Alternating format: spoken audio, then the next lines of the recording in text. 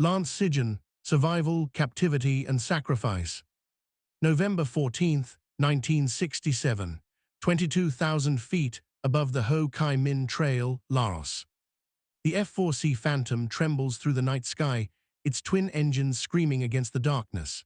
Inside the cramped cockpit, First Lieutenant Lance Peter Sijan grips the stick with his right hand, his left adjusting the throttle as the aircraft banks southeast. The instrument panel glows green and amber before him, casting shadows across his oxygen mask. He's 25 years old, lean and focused, his blue eyes scanning the darkness beyond the canopy where clouds swallow the stars. Below, invisible in the blackness, the Ho Chi Minh Trail snakes through the jungle, a lifeline for the North Vietnamese army, a death trap for American pilots. Sijan has flown this route before, part of Operation Commando Hunt, the relentless campaign to sever the enemy's supply line. Tonight's mission is reconnaissance, searching for truck convoys threading through the Laotian wilderness. In the rear seat, his weapons systems officer scans the radar, calling out headings. The two men work in practiced rhythm, a partnership forged through training and combat. They've been airborne for 43 minutes, circling their assigned sector, eyes straining against the void. Then the world explodes. The blast comes without warning, a brilliant flash of orange and white that tears through the Phantom's underside. The aircraft lurches violently, throwing Sijan against his harness. Alarms shriek through the cockpit as hydraulic fluid sprays across the canopy. The stick goes dead in his hand. The Phantom rolls right, nose dropping, beginning a spin that accelerates with each passing second. "Eject, eject, eject," he shouts into the intercom. His weapons systems officer doesn't hesitate. The rear canopy blows away in a rush of explosive bolts, and the ejection seat rockets upward. Sijan's hand moves to his own ejection handle. The altimeter unwinds rapidly, 17,000 feet, 16,000, 15,000. He pulls. The canopy explodes away. Half a second later, the rocket motor beneath his seat ignites, crushing him into the seat pan with 17 Gs of force.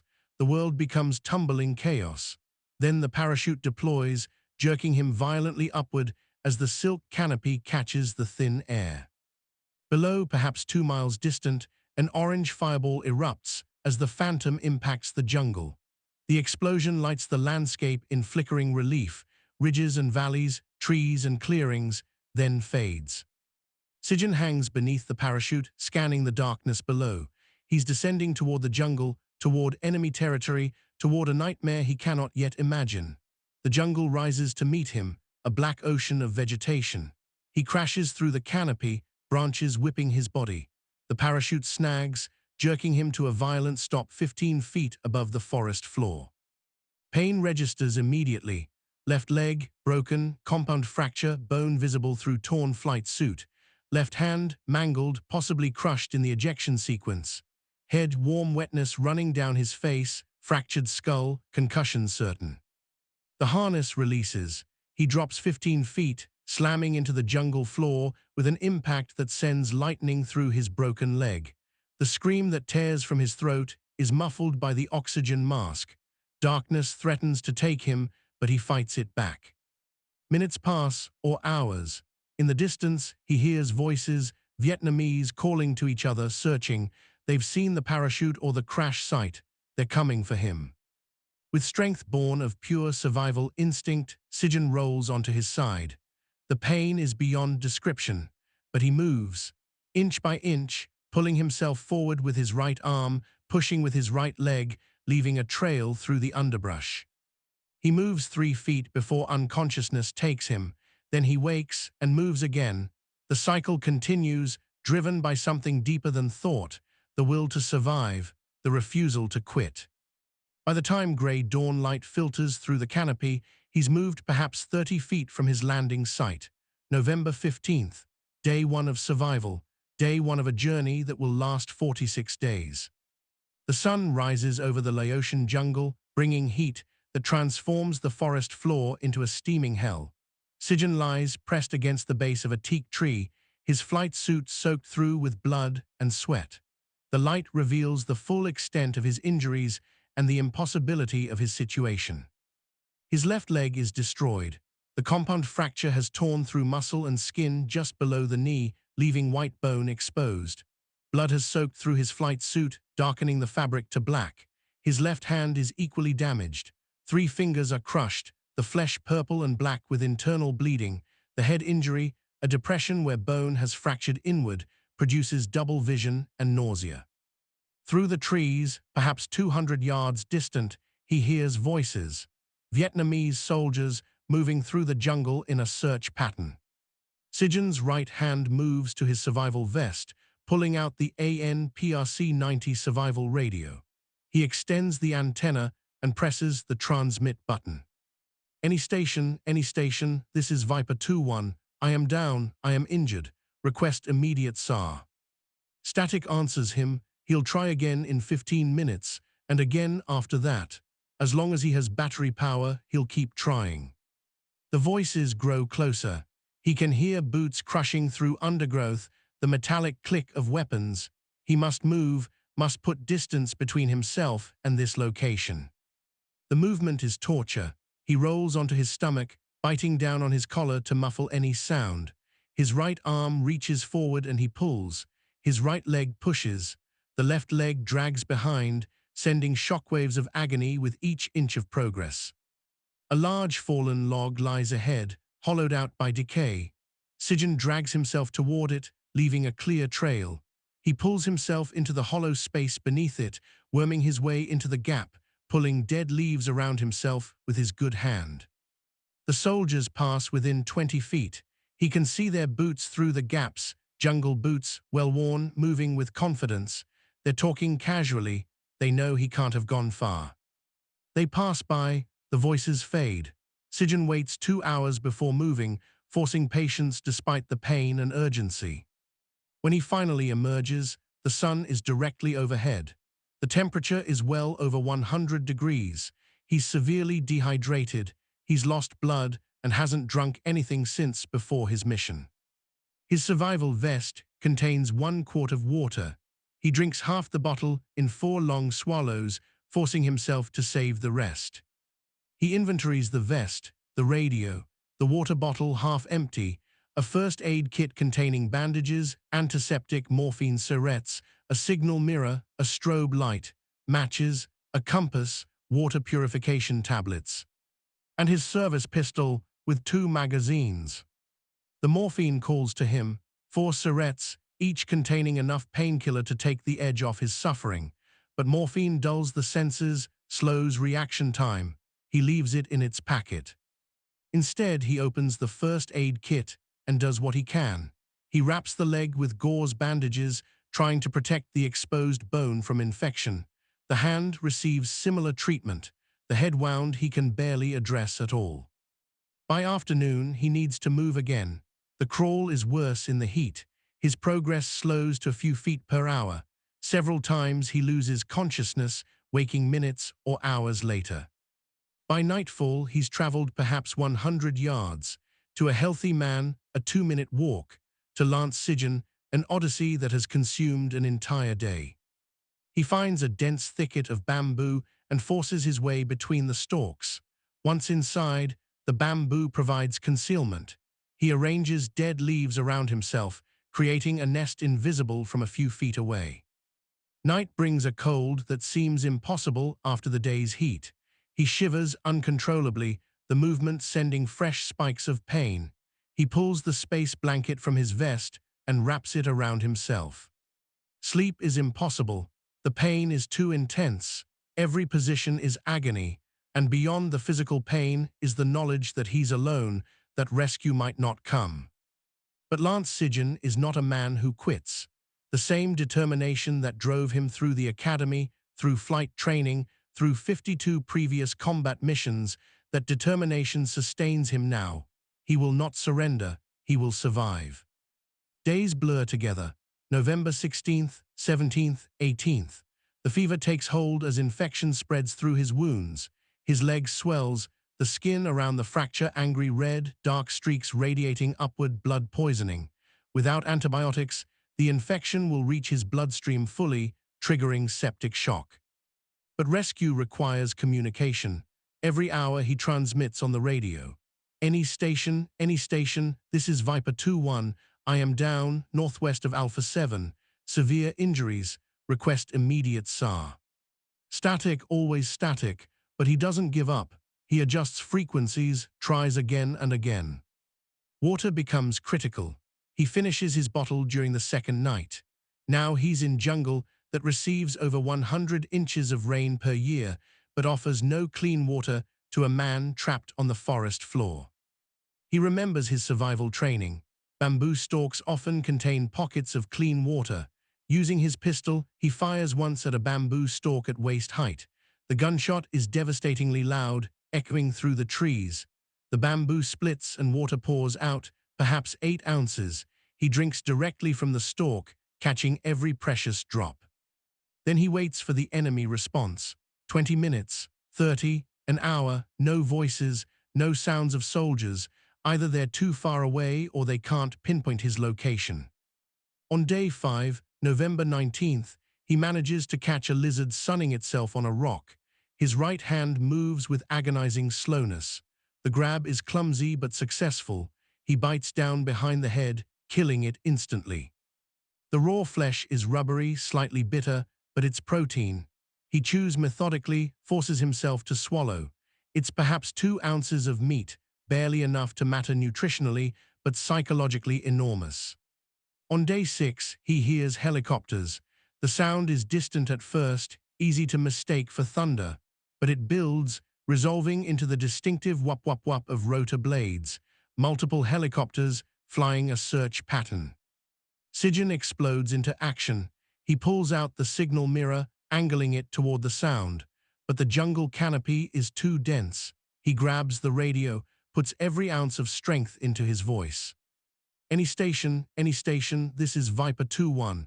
I hear helicopters, I'm here, I'm on the ground. The helicopters are directly overhead now, invisible through the canopy but close, so close. He keeps transmitting, keeps shouting. Then the helicopters move away. The sound fades and then it's gone. They didn't hear him, they didn't see him. They searched his area and found nothing. The despair is crushing. For 5 minutes, Sijan lies on the jungle floor, feeling the full weight of his situation. He's going to die here. Then Lance Sijan, wrestler, pilot, officer, pushes despair aside through sheer will. He didn't survive 6 days to give up now. There will be other helicopters. He just needs to survive. By day 7, he finds a new strategy.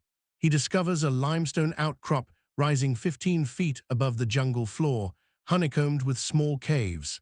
The largest cave is barely big enough for his body, perhaps 8 feet deep. It's perfect. From inside, he has a view of the approach. The stone provides shelter from rain, and most importantly, the position is off the ground, away from the moisture and rot of the jungle floor. The climb up 15 feet is an odyssey. Without rope, with only one functioning arm and leg, the ascent seems impossible. But Sijan approaches it like a problem in physics. He finds handholds, tests them for stability. He wedges his good foot into cracks, pushes upward inches at a time. 3 hours, that's how long the 15-foot climb takes. When he finally pulls himself into the cave entrance, he lies on the stone floor for nearly an hour, unable to move. But he made it. This is his fortress, his sanctuary, his home for however long this ordeal lasts. The cave becomes his world. He establishes routines because routines provide structure. Morning, radio transmission, wound care, water collection from dew on vines. Midday, rest during the heat. Afternoon, radio transmission, food gathering, insects, grubs, anything with calories. Evening, radio transmission. The radio battery is failing. Transmissions are weaker, the carrier wave unstable. He's down to 3 transmissions per day, morning, afternoon, evening. On day 11, November 25th, Vietnamese soldiers set up a temporary patrol base directly below his position. Perhaps a dozen of them, laughing, talking casually near the stream. Sijan freezes. He can't descend for water without being seen. He can't transmit without being heard. He's trapped. The soldiers remain for 3 days. 3 days during which Sijan doesn't move, doesn't transmit, barely breathes. His water runs out. The dew provides perhaps 2 ounces, enough to wet his mouth but not truly drink. On the third day, one soldier climbs partway up the rock face. He's young, maybe 20, carrying his rifle. He climbs to within 6 feet of Sijan's position. Sijan's hand moves to his pistol. One shot and the soldier dies, but one shot brings all the others. The young soldier pauses, looking directly at the vegetation screen concealing the cave entrance. Sijan's finger tightens on the trigger. Then the soldier looks away, continues climbing past the cave. He stays for 5 minutes, smoking. Then descends and returns to his comrades. That evening, the patrol finally moves out. Sijan waits 2 hours, then makes the desperate descent to the stream. He drinks and drinks, ignoring purification tablets, simply consuming water. By day 16, November 30th, the radio dies completely. The battery is exhausted. He transmits one final message. Viper 2-1, day 16, still here, please, don't stop searching. The carrier wave fades to static, then silence. He's alone now, truly alone. No way to call for rescue, no way to guide search aircraft. But Lance Sijan is still here, still breathing, still fighting. December arrives. Days 17 through 30, 2 more weeks of survival that push beyond the limits of human endurance. The infection in his leg has become gangrene, black tissue spreading, the smell of rot overwhelming. His hand is similarly destroyed, 3 fingers clearly dead. He uses the second morphine syringe on day 20, the third on day 24. The relief is temporary but precious, 4 hours where he can rest without pain constantly interrupting. Rain becomes his primary water source. When storms come, he drinks until his stomach distends. When there's no rain, he survives on dew collection, sometimes going 36 hours with only a few ounces of water. Food is whatever he can catch or find. Insects mostly, grubs from rotting logs. Once, a snake that he kills with a rock. The raw meat makes him vomit, but he forces it down again, needing the calories. His body is consuming itself. He's lost perhaps 40 pounds from an already lean frame. His ribs are visible through his skin. His face is gaunt, hollow, unrecognizable. The flight suit hangs on him like a shroud. But he survives, day after day after day. He survives because quitting is not in his nature, because surrender is not an option, because every day survived is a victory against the jungle, against the enemy, against death itself. On December 20th, day 36, he hears voices again, not a patrol passing through, but a deliberate search. They're close, moving in a coordinated pattern, checking every hiding place, every cave, every possible position. Sijan knows they'll find him. It's only a matter of time. The cave that has been his sanctuary for weeks is about to become a trap. He checks his pistol, 11 rounds remaining. He used one for water on day 28, 11 chances to avoid capture, or 11 chances to fight to the death. The choice is his. The voices grow closer. He can hear them directly below now, calling to each other, coordinating their search. Then footsteps on the rock face, someone climbing. Sijan positions himself at the back of the cave, pistol raised, sighted on the entrance. His hand is steady despite the fever, despite the exhaustion. If they find him, he's decided what he'll do. He'll fight. He'll make them kill him rather than be captured. A face appears at the cave entrance. Young, Vietnamese, eyes widening as they register the American pilot inside. For one eternal moment, Sijan's finger is on the trigger. 1 pound of pressure and the soldier dies. Then more soldiers appear. 3, 4, 5 of them, rifles pointed at the cave entrance, shouting in Vietnamese. The mathematics are clear. He can kill 1, maybe 2, then they'll kill him. Or he can surrender, can take his chances as a prisoner of war, can hope for eventual rescue or release. Lance Sijan, who has never quit anything in his life, who has survived 36 days that should have killed him, makes the hardest decision of his ordeal. He lowers the pistol, places it on the cave floor, raises his one functional hand in surrender. It's December 21st, 1967, Christmas Eve -3. He's been free for 36 days. Now his captivity begins. The soldiers drag him from the cave with rough efficiency. His broken leg, immobile for weeks, screams as they pull him down the rock face. They're not gentle. Enemy pilots are valuable for intelligence and propaganda, but they're not treated with care.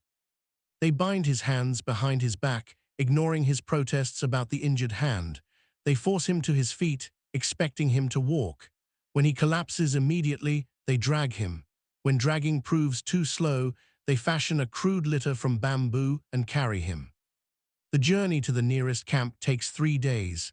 3 days of being carried through the jungle, of rough treatment, of minimal water and no food. His captors are professional soldiers, but not cruel. They simply don't care about his comfort. He's cargo now, intelligence to be extracted. They reach a North Vietnamese army camp on December 24th, Christmas Eve. Sijan is placed in a bamboo cage barely large enough for his body, unable to sit up fully, unable to stretch out. The cage is in full sun during the day, exposed to cold at night. The interrogations begin immediately. Officers come, speaking broken English, asking questions. What was his mission? What aircraft was he flying? What is his unit? Where are they based? What targets were they assigned? Sijan gives them nothing. Name, rank, serial number, date of birth. The code of conduct for prisoners of war is clear. Provide only the minimum required by the Geneva Conventions. Everything else is resistance. The interrogators are patient at first. They explain that cooperation will bring medical treatment, food, better conditions. Resistance will bring consequences. Sijan continues to give them nothing. On Christmas Day, December 25, 1967, the consequences begin. They take him from the cage, bind him to a post. The beating is methodical, professional, designed to cause maximum pain without permanent damage that would prevent further interrogation. They focus on his uninjured areas, his torso, his right arm, his face. Through it all, Sijan remains silent. He doesn't scream, doesn't beg, doesn't provide the satisfaction of seeing him break. He endures with the same determination that carried him through 36 days in the jungle. After 2 hours, they return him to the cage. An officer approaches, speaking in English. "You are being very foolish, Lieutenant. Your war is over. Your information cannot help your country now. Why suffer for nothing?" Sijan looks at him with eyes that have seen too much suffering to be intimidated by more. Name, rank, serial number, date of birth. The interrogator sighs, almost sadly, and walks away. The beatings continue daily, sometimes twice daily. They try different interrogators, different techniques, different angles. They tell him his family believes he's dead. They tell him other prisoners have cooperated. They tell him cooperation is inevitable, that resistance only prolongs his suffering. But Lance Sijan, who refused to quit for 36 days in the jungle with a fractured skull and compound leg fracture and gangrenous hand, will not quit now. He absorbs the beatings, endures the torture, provides nothing beyond name, rank, serial number, date of birth. By New Year's Day, January 1st, 1968, his condition has deteriorated catastrophically. The infections that spread unchecked in the jungle are now systemic. The beatings have added new injuries to his collection. He's not eating, the food they provide is minimal, and he can barely keep it down. His weight has dropped to perhaps 90 pounds. He's dying, visibly, rapidly. On January 10th, the North Vietnamese move him to Hanoi, to the prison complex American prisoners called the Hanoi Hilton. The journey is by truck, Sijan lying in the bed, barely conscious, fever burning through his body. At the Hanoi Hilton, he's placed in a cell with 2 other American POWs, Captain Bob Craner and First Lieutenant Guy Gruters, both Air Force pilots who were shot down months earlier. Craner and Gruters are shocked by Sijan's condition. He's skeletal, his skin gray, his wounds suppurating and gangrenous. He can barely speak, can barely move. But when they ask his name, he responds clearly, First Lieutenant Lance Peter Sijan, service number. They try to care for him. They share their meager rations. They clean his wounds as best they can without supplies. They talk to him, trying to keep his spirits up, trying to keep him fighting.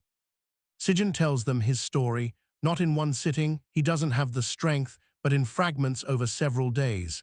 36 days in the jungle, the ejection, the injuries, the survival, the cave, the capture on Christmas Eve, the interrogations and beatings. And then he tells them something that will haunt both men for the rest of their lives. He tells them he's planning to escape. Craner stares at him in disbelief. Lance, you can barely move. You weigh maybe 90 pounds. You have gangrene in your leg and hand. You wouldn't make it 50 feet. Sijan's eyes are clear despite the fever. I have to try. I'm an officer. It's my duty to escape if possible. It's not possible, Gruters says gently. Not in your condition. You need to conserve your strength. Try to survive until.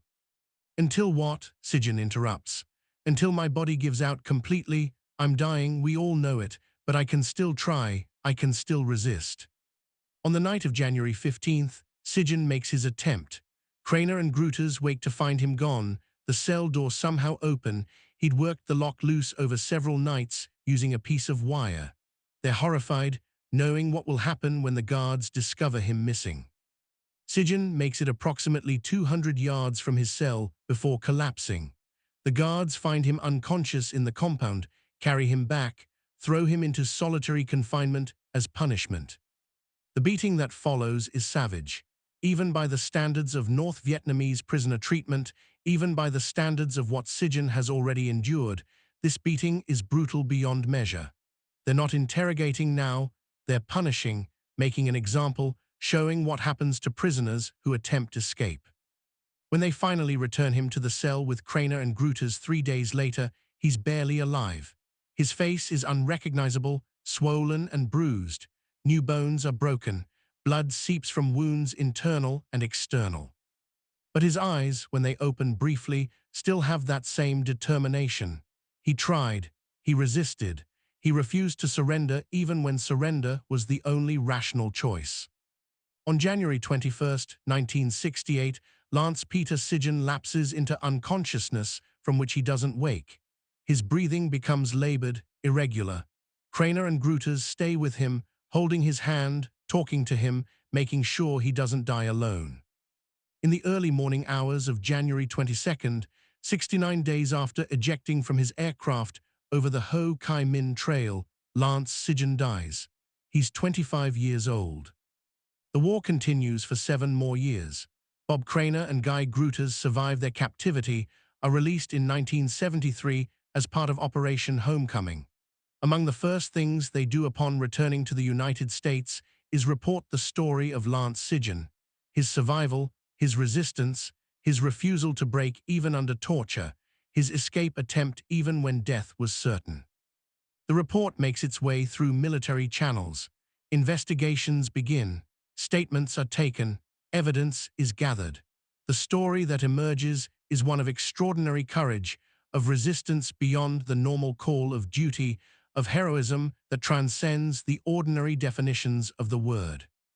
On March 13, 1976, 8 years after his death, Lance Peter Sijan is posthumously awarded the Medal of Honor, the United States' highest military decoration. The citation reads in part, "While on a flight over North Vietnam, his aircraft was struck by enemy fire and severely crippled. Despite sustaining a compound fracture of the leg, a fractured skull, and a mangled hand, he evaded capture for more than 6 weeks. During this period, he survived on the ground, suffering incredible pain and hunger before being captured.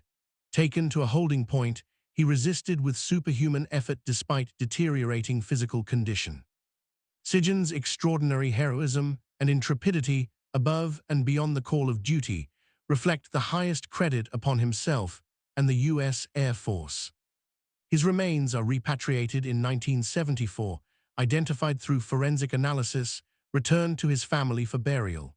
He's interred at the Air Force Academy Cemetery, overlooking the institution where his journey began, where he learned the values that sustained him through 69 days of hell: duty, honor, courage, and the absolute refusal to surrender. The story of Lance Sijan becomes legendary within the Air Force. Buildings are named after him, scholarships established in his memory. His name becomes synonymous with resistance, with courage, with the warrior ethos that defines military service. But perhaps the most fitting tribute comes from Bob Craner, who shared those final days with him in captivity. Years later, when asked what he remembers most about Lance Sijan, Craner says simply, "He never quit, not when he was alone in the jungle with injuries that should have killed him, not when he was tortured for information he wouldn't give, not even when he was dying. He showed us what the human spirit is capable of when it refuses to be broken. He showed us what it means to be a warrior." November 14th, 1967 through January 22nd, 1968. 69 days. 46 days of survival in the jungle that military experts consider impossible. 23 days of captivity during which he provided no intelligence and attempted escape, even though escape meant certain death. Lance Peter Sijan, pilot, prisoner, hero, a man who embodied the code he swore to uphold, who chose duty and honor over comfort and survival, who died rather than surrender. His legacy endures. His story reminds us that courage is not the absence of fear, but action in the face of fear. That heroism is not one grand gesture, but 1,000 small choices to continue, to resist, to fight. That the human spirit, when tested beyond all reasonable limits, can transcend those limits through sheer force of will. On a hillside at the Air Force Academy, his grave marker reads simply, First Lieutenant Lance P. Sijan, United States Air Force, Medal of Honor. But those who know his story understand that no marker, no medal, no words can fully capture what he endured and what he represents. He was 25 years old. He survived 69 days that would have broken almost anyone, and he never surrendered.